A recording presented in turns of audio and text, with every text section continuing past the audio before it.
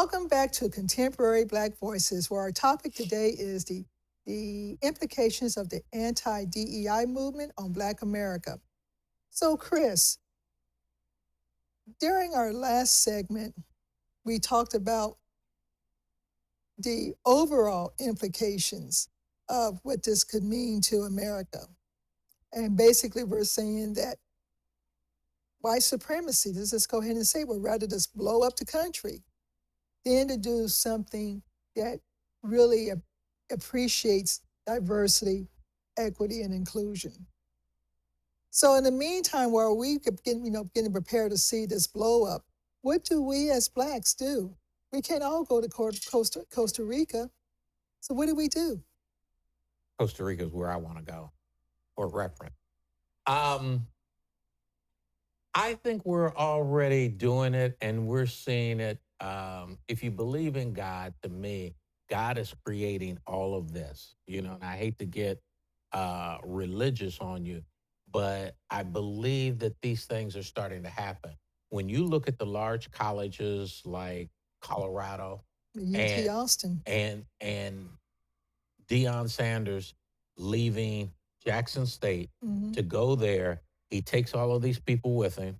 Okay. They become more successful than they were doing what they were doing before. So the things that I see is that we're beginning to do some of these things, but we're doing it in industries that we don't control. The question becomes is when can we get to those industries that we begin to control? I brought up in the first segment about Byron Allen, okay, and him wanting to get in, and they're trying to keep him from getting in, okay, but that would be an industry that we could control. We do know that Black are tops in sports and entertainment.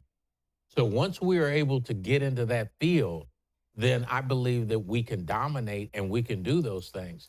But their defense is they want to keep us from getting into that field and keep us subservient to them so that they have us as they can access us, but have us not be a part of the big picture. Yeah, if you just think about it, going back, we are just Amazons, if you will, in sports, in entertainment. Look at Beyonce. You say you really don't listen to her, but she has really did a. I don't want to use the word the number, but she has regalvanized the country and western industry to where even the big names, Dolly Parton, George Strait, and other folks are reaching out to her and applauding her for what she did on this album. Look, I agree with that. And I'm saying if you're country western and you're a music company, if you got more revenue from Black folks buying music and being exposed to other country artists who may not be Black, and you bring them into the industry, why wouldn't you embrace that? Well, I'm glad you brought that up because one of the problems that she's having right now is she wants to perform at the Grand Ole Opry. And they're saying, no, no, no, no, no, no, no, no, no, no, we're not going to do that. But it's kind of like if she performs at the Grand Ole Opry, what would be the impact of her performance there on the Grand Ole Opry? Would it make more money? Would it bring in more Black artists, in that genre to perform? It's kind of like, they want to make the money off of us, but they want to decide where they want to make the money. What was the guy's name that Little Nas? That's was his name. Do you remember about Little Nas? Okay, so Little Nas was the guy who wrote the country song, and they would not play that country song while it was just Little Nas. But then Little Nas went out and got, I can't remember who it was that teamed with him, but somebody from the country music teamed with him, and that song became a very, very big and huge song. Okay. So you still had those people who were gatekeepers, not allowing those people to get in, and you had to have somebody else to Get you in. to get you in, okay, to be able to do that. But then once he was in, they closed the door again, didn't let anybody else in until Beyonce comes back and does what she wants to do. Your question was earlier about what do we do? And I said, I think we're already doing it. When you look at the things that um, what's the Rihanna? When you look at what Jay Z and Beyonce are doing, what you look at what Puffy is doing, you look at 50 Cent. I'm talking about the things that they are doing business wise outside of their main profession, Right. the entertainment. So I think that we're already doing it. We're already cracking it. And the fact of the matter is, whether you talk about the music, rap music, or whether you talk about the products that they create, it's probably being consumed by more white folks than it is black folks because a lot of times we can't afford them. That's true. That's true. You know, in fact, I was reading somewhere where a lot of white folks are complaining that Aunt Your Mama's picture is not on the box. Right. Now I had to kind of chuckle at that because I was saying, you know, does it give him a sense of security seeing Aunt Your Mama's picture? But you're right. They you know, when we're being advertised, they tend to make a lot of money. And folks, though, you know, this is what I don't like with white folks. They don't know when to do something and when not to do it. Now, I'm for Aunt Jemima on the box, okay? I like going to get my pancake and see Aunt Jemima on the box. I don't want to, you know, so to me, them taking her off of the box, to me, they miscalculated that altogether. I had no problem with Aunt Jemima on the box, but they thought that that was offensive or somebody told them that was offensive or whatever. Or Uncle Ben, you know, I go look for Uncle Ben's rice at the store and Uncle Ben ain't on there no more sometimes. So they didn't ask us anything. They didn't ask us nothing. Okay.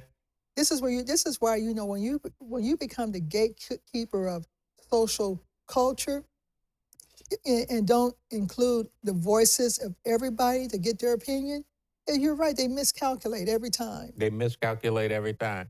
Look, when you talk about any of the industries, if we have it's already been proven. Once we have a chance to get into those industries, we excel and do well in every one that we've been in. Okay. We weren't in golf before Tiger got into golf. Okay. There was a few, you know, scattered here or there. But when Tiger came in, you know, this week is the week of the Masters. Tiger is one of only one of three or four who've ever won back-to-back Masters tournament. Okay. And still Tiger is not really um uh competitive, so to speak, but everybody wants to have Tiger on the team.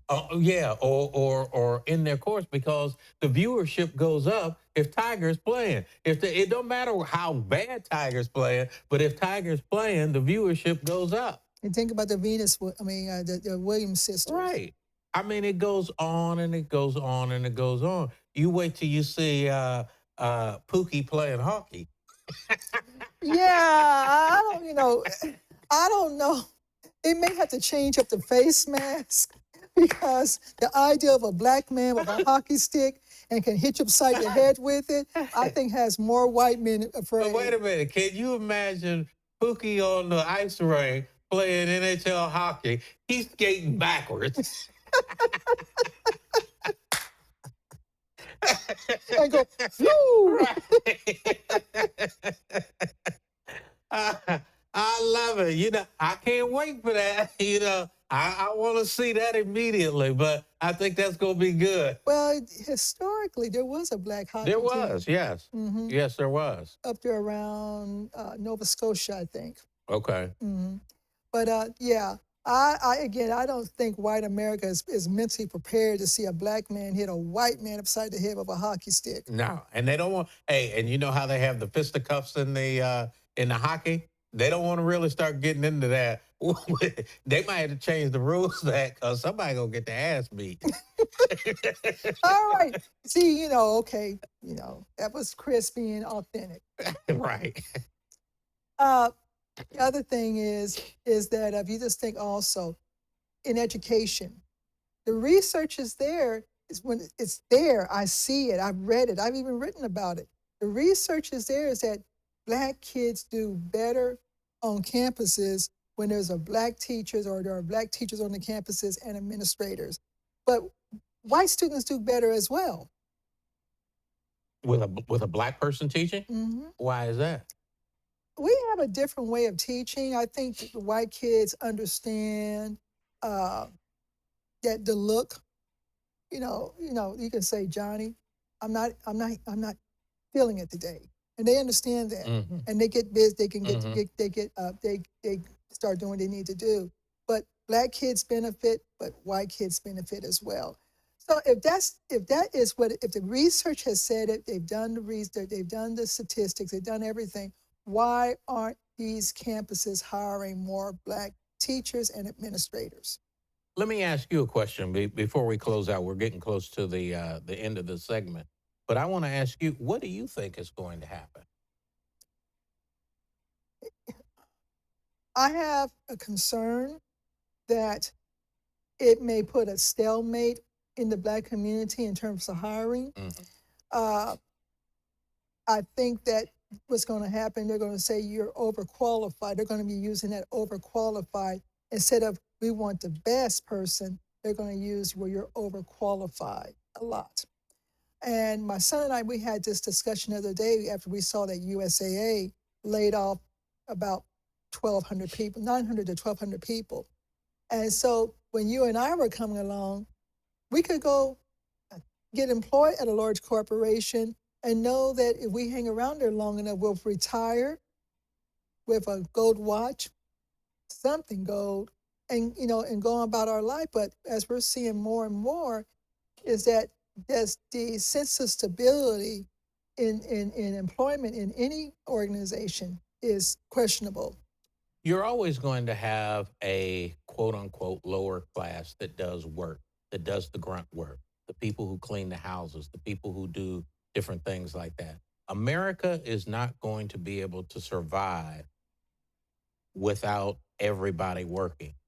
If Because you got to work to be able to consume. You got to have some kind of income to be able to do that. And if you don't have these things, then the unemployment's going to go up.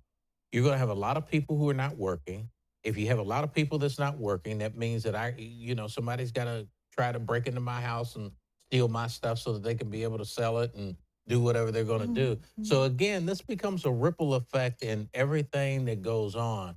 And I think that we've taken the scab off of America, but we've got to figure out how to make America well from what ails America. And the other thing is that we are in the generation of AI.